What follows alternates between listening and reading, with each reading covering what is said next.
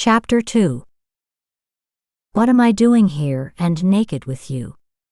Alex's eyes narrowed. She didn't feel threatened, although she probably should have been. Isn't that obvious too?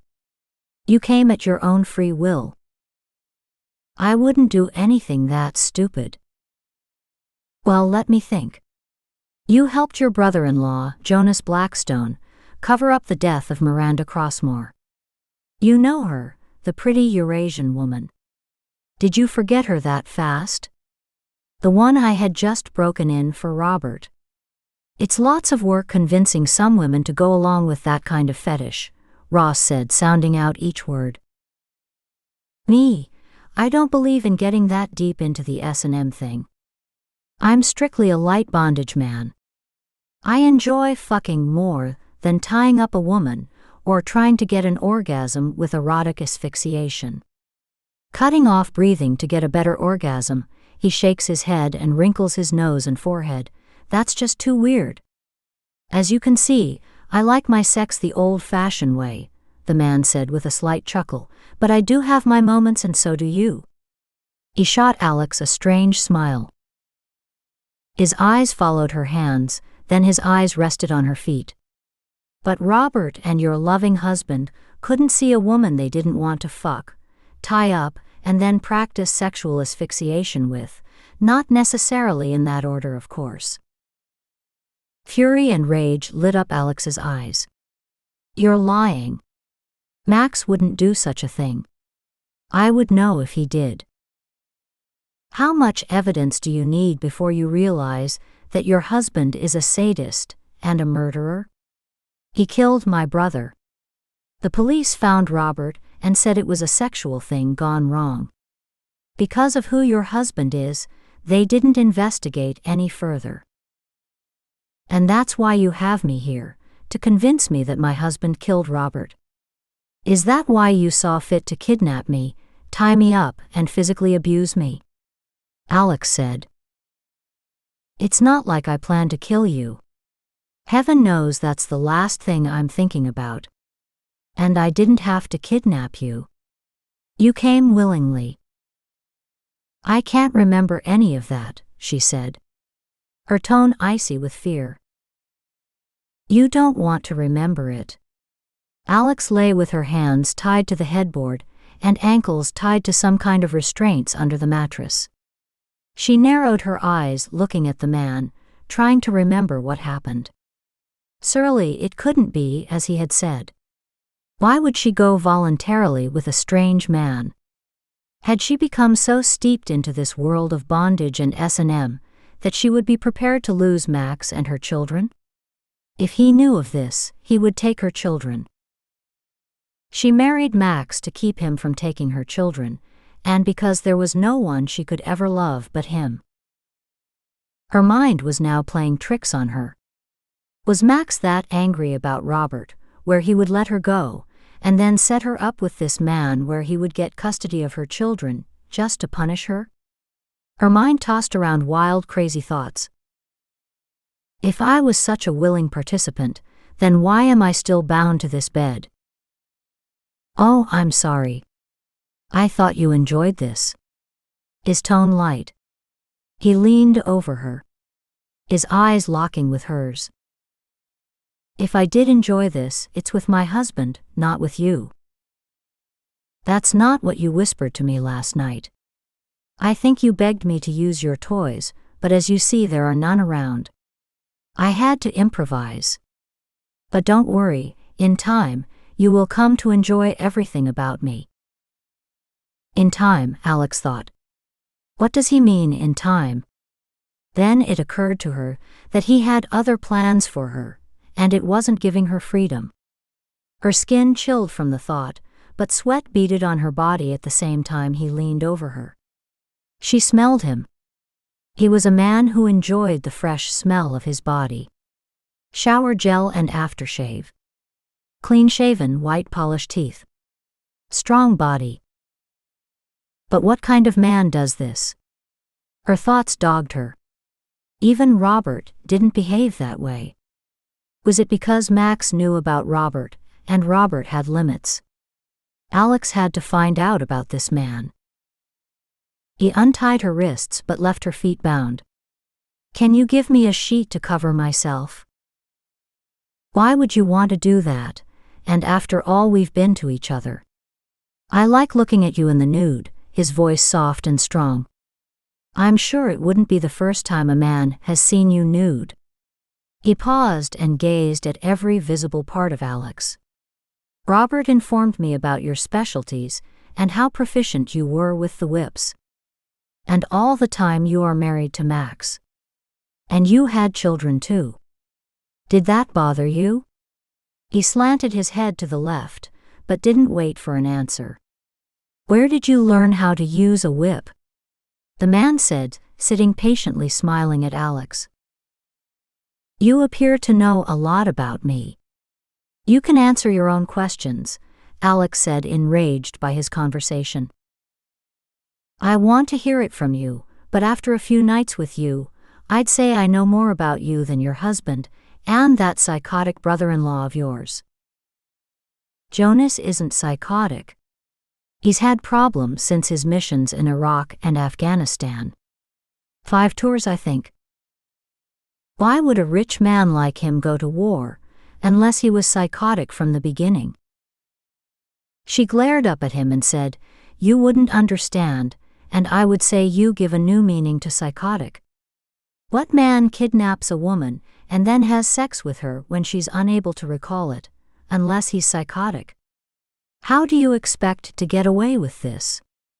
Don't you know that my husband and Jonas will track you down and kill you when they discover what you've done? Oh. Are you fucking Jonas too? Friends with benefits? A threesome? You do get around. He waved his finger at her and laughed and peered down at Alex. Not with disgust but with admiration. I'm not going to answer that. Are you planning on killing me? I'm not afraid of you. Maybe you should be afraid of Blackstone. He's far more dangerous than me or my brother. What do you think he'll do to you if he manages to find you, which I doubt? Max would never hurt the mother of his children. But you are heartless and I can't wait until you get yours. Don't be so sure, the man said, as he raked his fingers through Alex's hair. She pulled away, repulsed by his gesture. He leaned away from her. I haven't killed anyone yet, he said, staring at Alex.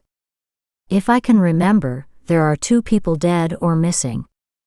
Miranda and Robert, and the common denominator is you, Blackstone, and Jonas.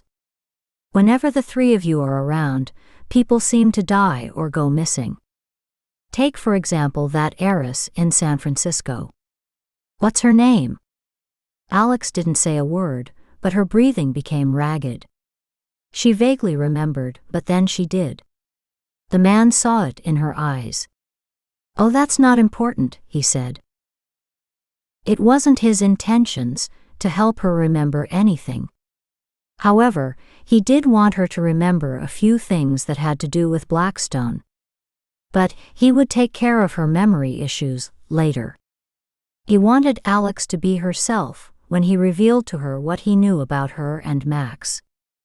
And he needed to introduce himself, after which he would plant another hypnotic suggestion. It was proven that Jonas didn't kill that heiress, Alex said, after arranging the parts in her mind like a puzzle with missing pieces. Are you sure? Maybe it was Maximilian, the man said with a wide smile. Alex tried not to doubt her reality, and her reality was her past. She had to keep a connection with her past, because without that she had no future. But her future would become whatever the man determined it to be. He was in control of her now. I'm thinking about now that loving husband of yours is missing you. You 2 do have secrets, he said, quiet and soft. He slanted his head to the side and looked at Alex with a mischievous glare. He placed his hands together in front of his mouth as if praying. I guess about now he's wondering what happened to you, But then you were always flighty. He could never control your actions. I'm going to change that about you." His words worried Alex and sent a chill down her spine. Could he do that, and how? Maybe he could, because up until now she couldn't remember a thing. "I wouldn't leave my children." "You left Maxim with your parents. You left Max's son to go off to New York. How did a stranger discover this?" Alex thought. She didn't remember sharing this with anyone. Only 3 people knew about this. Well, maybe a few more, but they couldn't have come into contact with Robert. "When Max returns, he will know something isn't right, and he'll come for me, and heaven help you when he finds you. He won't forgive you, and neither will Jonas. No matter where you try to hide, you can't," Alex said with a smirk. "Who said I'm going to hide? We will be out in the open. You will be my fiancé or wife, take your pick, and I will be your significant other, your husband. Everything out in the open." That's the most ridiculous thing I've ever heard. How are you going to get away with that? When a man has enough money, he can get away with anything. Just take that husband of yours, and his brother.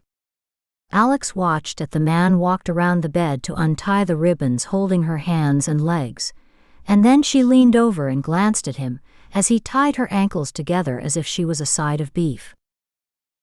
"When are you going to untie my ankles?" she said, gesturing to him. "I'm not ready to release you." Alex watched at him with a curious stare. What are his intentions beside the obvious ones? And what did he mean when he implied that she would be his wife? What could he possibly have in mind? "Are you ready for your bath? Or the restroom? You must be hungry too." He then cuffed her hands in front of her, then he helped her up and lifted her into his arms, looking down at her. "You weigh practically nothing. Keep your way down, do you? Even after 3 babies, he said, carrying her effortlessly into the bathroom. "Don't talk about my children." What man would take a woman from her children? He frowned at Alex as if her words affected him. He walked around and opened the door to a large modern bathroom. Still, she couldn't figure out where she was. All she knew was that it was in some expensive high-rise apartment in the middle of Manhattan. He sat her down carefully in the inside of the tub and sat down on the cold marble floor. "I'm going to bathe you now." It was as if he suddenly tuned her out, and he was in his own world. Reaching for the shower gel, he poured some in the tub and on the sponge. She glared up at him. He was staring into the water or between her legs. "The water is cold," she said.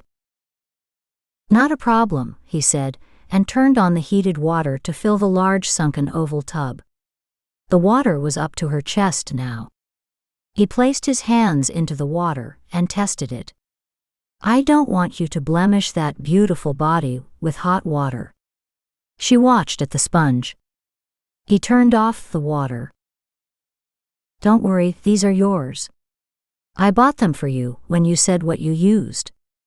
When did she ever have this conversation with him? How did she get here? She never would have agreed to leave Max and her children to be with him. Was there something deep dark inside of her that she didn't know existed? Did she have lapse of memory and judgment all at once? Could it be something traumatic had happened between her and Max, where she couldn't remember leaving with this person? Obviously, he was deranged more than his brother Robert. He placed the sponge on her breasts, and her nipples reacted. They turned like hard little pebbles. "See, you're responding to me the way you did last night." "I don't remember last night." "You don't remember when you first met me either. But you met me and left with me, and you've been with me for over a week.